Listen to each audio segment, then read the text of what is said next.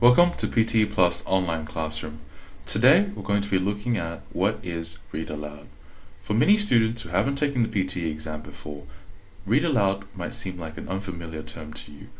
Read Aloud is a subtest within the PTE Plus speaking section, and what essentially is it'll ask you to read a written text aloud, which seems quite simple, right? But actually there are some difficulties involved in it.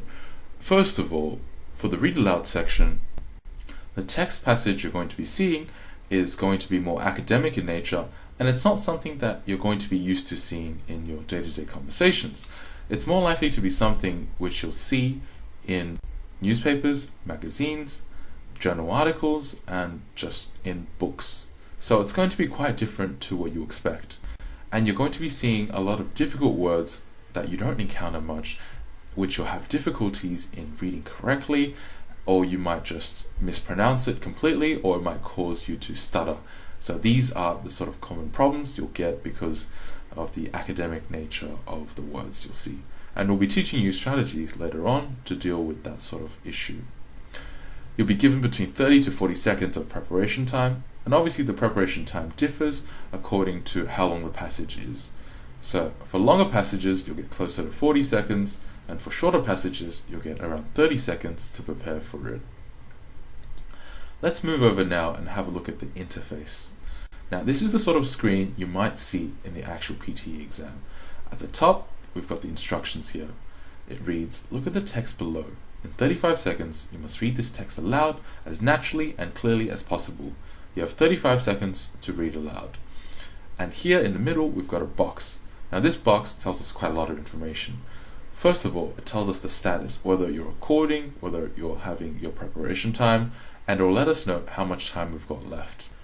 One quite important thing to take note is that when the recording starts, if you don't say anything for the first 3 seconds, it'll automatically count it as a skipped question, and it'll skip the question, and you'll get 0 marks for the entire question, and it'll go straight to the next question instead. So it's important to always start talking within the first 3 seconds of the recording. So you got to talk as soon as it counts down. Otherwise, you'll be getting 0 score for the whole question. And at the bottom, we have an example of a text which you might see in the PTE Plus or PTE online exam. And it's similar in terms of length, so you can see here that we've got a total of 2 sentences, and these are quite long sentences. So we'll be teaching you strategies on how to break these sentences down, where to take breath, and how to break them into phrases or meaningful chunks, which is something that the PTE exam really looks for. Moving on, let's have a look at the 3 basic criteria in which you'll get marked on. So we have content, pronunciation, and fluency. Let me go through each of them briefly, and before we go into further detail about them, I want to make sure that you understand what each of these words mean. So for content, it's mostly just speech recognition. For content, you'll be marked on how clear and accurate your pronunciation is so that it can be easily understood by the computer. Obviously, we have the passage, right? And you have to get every single word correct in order to get a high content mark. And if your pronunciation is inaccurate, obviously the machine's not going to pick up on the word, and you're going to end up with low content marks. For pronunciation, you want native-like pronunciation, and that's a key. And how do we achieve this native-like tone of voice? It's through correct stress placement, whether it be on words or in phrases, and assimilation deletion, which is a more advanced concept that we're going to be talking about much later. So once you have your stress placement in words and phrases correct, you have assimilation deletion, we can combine that to achieve a native tone like a voice. Fluency is perhaps one of the areas where a lot of people get stuck up on, because they might think to themselves, oh, if I don't repeat myself, if I don't stutter, and if I speak quickly, I'll get a high fluency mark. In short, the answer is no. So the first part of fluency is obviously having an acceptable speed.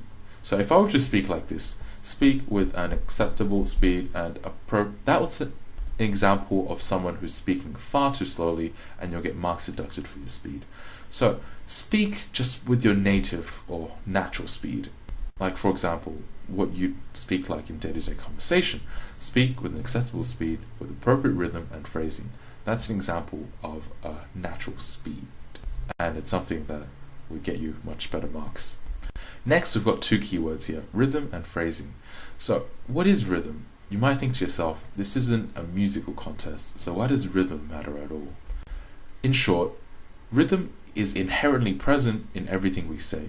English is a rhythmic language, and in sort of every single sentence we say, or in day-to-day conversation even, there'll be definitely a rhythmic factor to it. And it's something that we're going to be explaining later, and we'll also be teaching you how to achieve correct phrasing within your sentences and to break it up into meaningful chunks.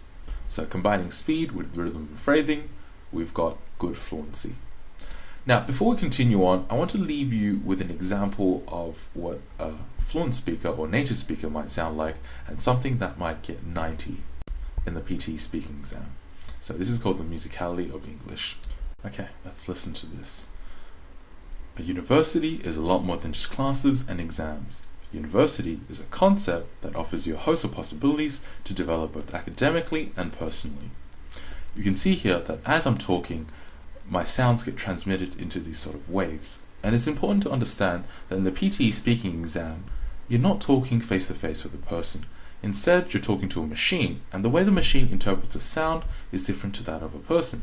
The machine sees all sounds in these sort of sound waves. And let's zoom in and have a look at it.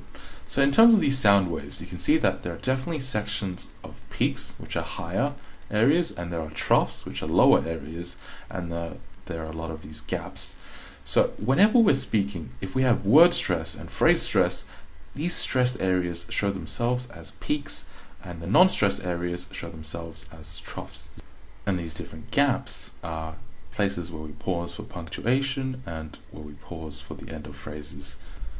So combining all of this, the PTE machine then takes your answer and it matches it against that of its model or standard answer. And based upon how close your peaks, troughs, and gaps are to its model answer, it determines the correct mark that it's going to give you. So it's very important that we have stress, non-stress, and we have pauses in correct places. Otherwise, the PTE exam is going to be quite harsh in its marking, and it's going to take marks away for our answer. So let's quickly talk about pronunciation and in terms of vowels and consonants. We've got some words here that differ in terms of vowels. We have work and walk, seal and sail, said, sad, found, fund, fuel, and feel. So the difference in all these words are on vowels, and you can see here that sometimes it's actually quite tricky to get correctly, but don't fret about it, because in the PTE system, vowels aren't as important as consonants.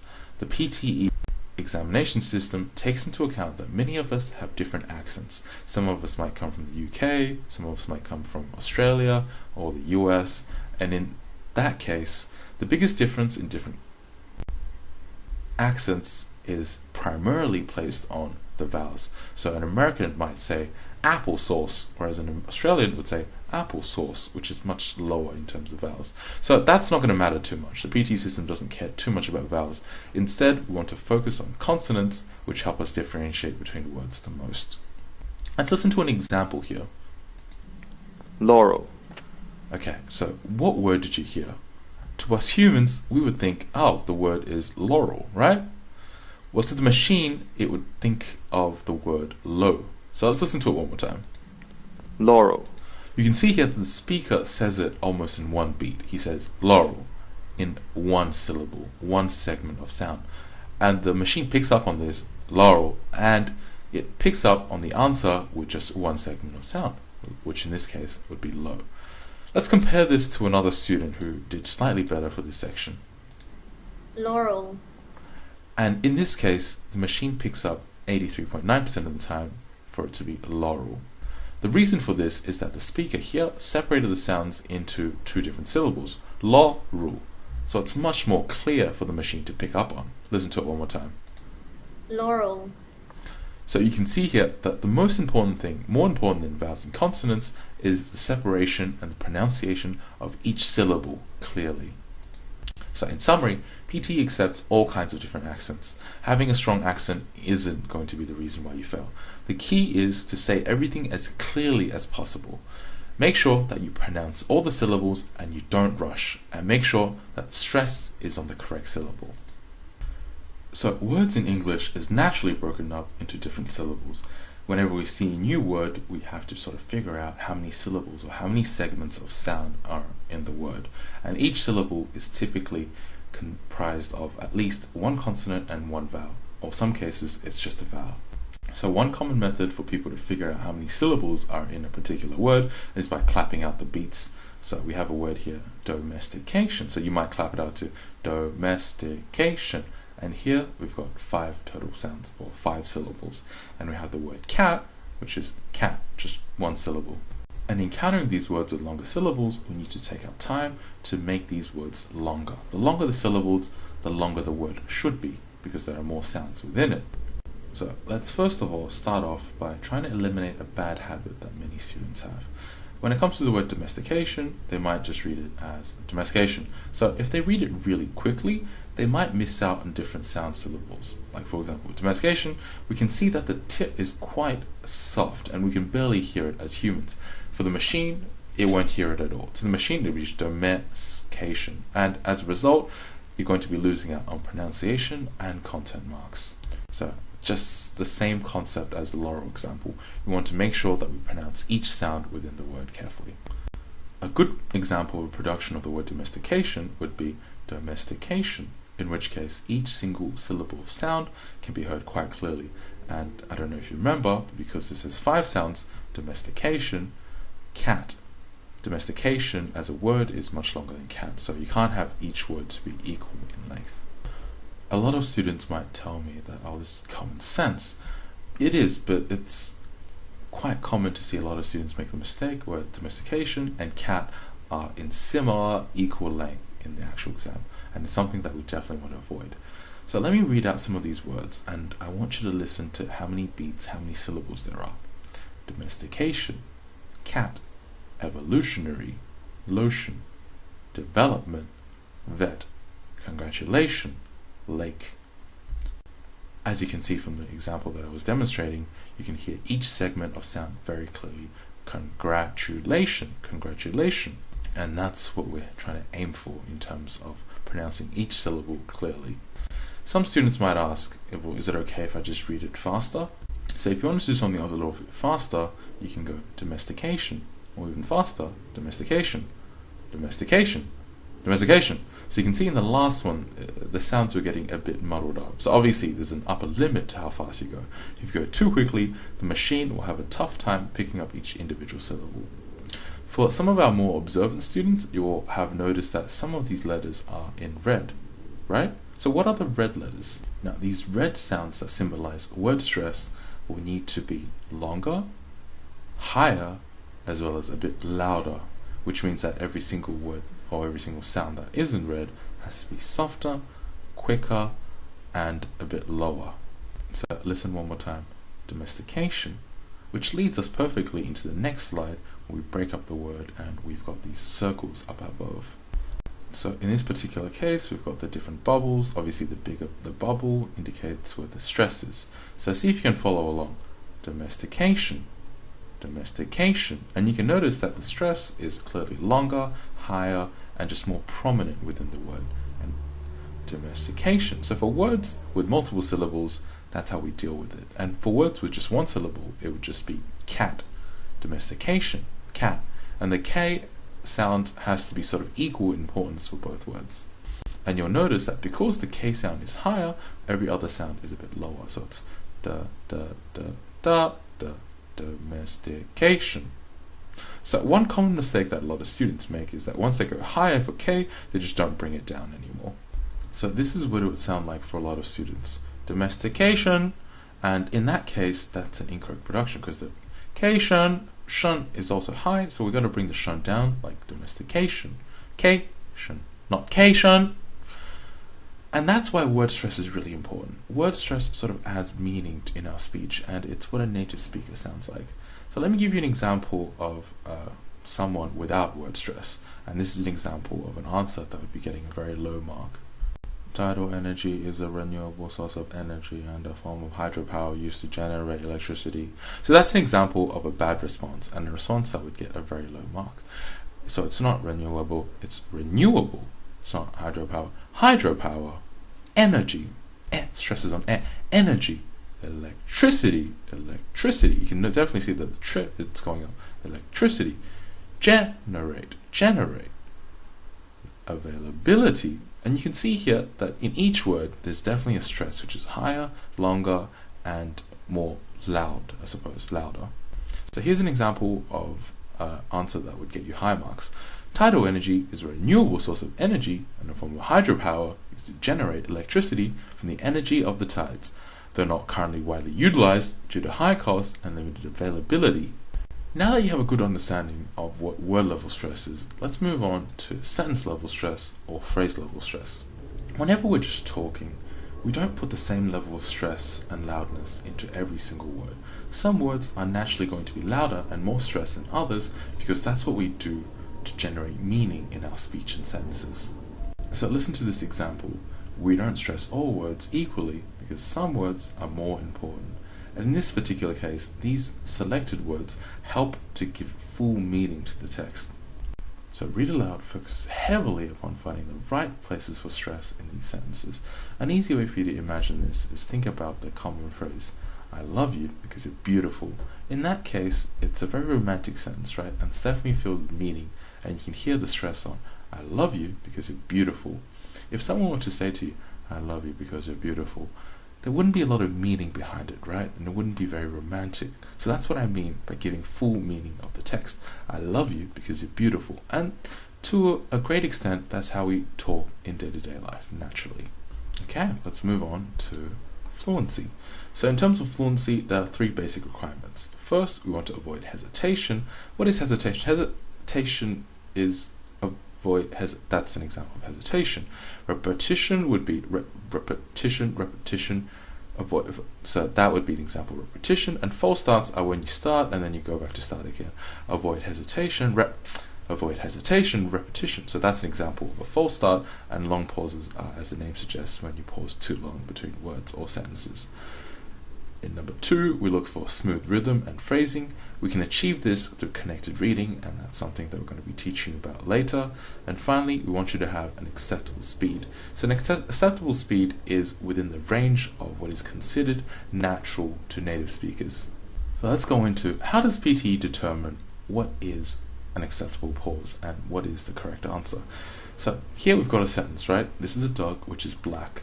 What the PTE system does is that they get in 100 native speakers who all read the sentence, and then they get the 100 different responses, they average it out. They see what the pause between each individual word is in terms of an average for every single native speaker added up. So out of the 100 different speakers, you might get someone who's old, maybe elderly, and they'll read it slowly, like this. This is a dog which is black. And you might get someone who's more youthful who might read it really quickly, like this is a dog which is black. So in both cases, which one is correct? And the answer is both. Both of them are actually correct, because you'll note that both of them pause in the same place. This is a dog which is black, which is after the word dog, which is where the phrase naturally ends. This is a dog, which is the first phrase, which is black, is the second phrase. So you can see here that the benchmark for pausing is between 0.05 seconds to 0.1 second, whereas pauses between every other word is significantly shorter. So I have a lot of students come up to me in my lessons and they'll ask me, hey, how come I've got a low score for my fluency? And their response will be like, this is a dog which is black. And they're like, hey, overall that was like 2 seconds. That was really fast. But the problem is they pause in an incorrect place. Whereas like I said earlier, every single native speaker would pause after the word dog. They pause after this, they pause after which, they pause after is. And those places are places where no native speakers would pause. And the PTE system in its benchmark notes that these places have no pauses by native speakers, and as a result, you're going to end up with a lower mark because the machine thinks that you're hesitating and that you're pausing, and that as a result, the machine will give you a low mark for fluency. So it's important to recognize where to pause. And out of the 1,000 native speakers, since they're all going to pause in the right places, the machine determines that there is in fact a correct answer, and there is in fact a correct place for you to pause, and there are incorrect places for you to pause. So let's review this. We have to have no hesitation, and hesitation is pausing in the incorrect places, and we can't have long pauses. For example, if the benchmark is 0.5 seconds, if you're pausing for 2 seconds, even if you're pausing in the right place, it's considered bad if you pause for too long. And we have a 3-word run? So this is a new concept that we're encountering for the first time. What is a 3-word run? Listen to this. This is a dog, which is black. You can notice here that these words are connected. This is a dog. I don't break it up into this is a dog which is black. In that case, I'm separating each word and we don't have the 3-word run. This is a dog. This is a dog. It almost sounds like this is one word, right? This is a one word. This is a dog. This is a dog which is black, in which case I've also connected it as well. So that's what a 3-word run is, and we're going to be exploring this concept later. Let's move on to phrasing and rhythm. Rhythm is easily achieved once we do phrasing and once we have 3-word runs. Like for example, in the previous case, it would be this is a dog which is black, which is clearly 2 rhythms. And here you can see once again we'll have 2 beats from 1 to 3. Very clear. 1, 2, from 1 to 3. Likewise at the bottom there was a letter from his brother. 1 and 2. There was a letter from his brother. There are clearly 2 beats, and this beat rhythm is established by having stress within phrases as well as having connected speech. So I don't say it like from 1 to 3. That would not be 2 beats. It'd be from 1 to 3. So let's apply what we've learned today into this passage here, the musicality of English. If we were to read this without stress, without phrasing, and without any sort of rhythm, it would sound a little like this. A university is a lot more than just classes and exams. University is a concept that offers you a host of possibilities to develop both academically and personally, which is what a lot of students might sound like initially, right? And the machine will take this and it'll be like, hang on a second, wait, there's no phrases, there's no meaning, there's no stress, there's no rhythm, and as a result, we're going to get a much lower mark and we're not going to achieve our target. But if we're to just change the passage a little bit and just tinker with it, like this, you can see here that words have been broken down into chunks 1, 2, 3, and 4, and 5 and 6. So each chunk is what we consider to be not a phrase but a meaningful chunk of word. And if we're to separate into chunks, and if we separate words within chunks into what is considered a key word and what is not stressed, we can immediately see that there's more of a beat to it. Like, listen to this. A university is a lot more than just classes and exams. University is a concept that offers you a host of possibilities to develop both academically and personally. Immediately, that's a much better response. And you can see here that within each group of words, there's words that are stressed, which is university, lot, and there are words which are not stressed, is, and more. And you can see that there's much better flow and rhythmic feel to it. There's definitely a division of 1, 2, 3, 4, 5, and 6. And this is easily achieved through connected reading instead of university. University is a lot more, is a lot more, is a lot more, as well as emphasis on the correct words.